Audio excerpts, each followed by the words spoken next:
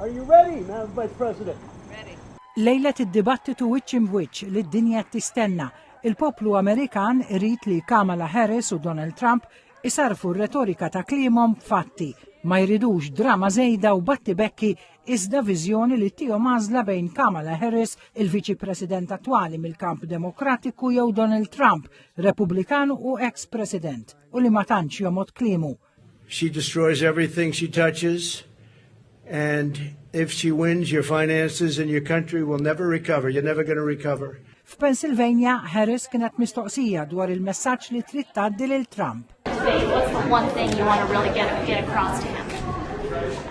Well, there's a lot, but look, it's time to turn the page on the divisiveness. It's time to bring our country together, chart a new way forward. Jonqos inqas minn xarejn għal 5 ta' Novembru l-ewwel dibattitu għada bejn il-kandidati presidenzjali huwa mument kruċjali f'din il-kampanja li se tieħu lil Harris jew Trump il-White House. Jinsabu ras imbras skont l-istħarriġ fost l-Amerikani, tiġrija stretta li qed isejħu l-osservaturi politiċi Amerikani l-iktar meta wieħed iqis li 7 mill-istati Amerikani jistgħu jiddeċiedu jekk ir-riżultat imurx naħa jew oħra.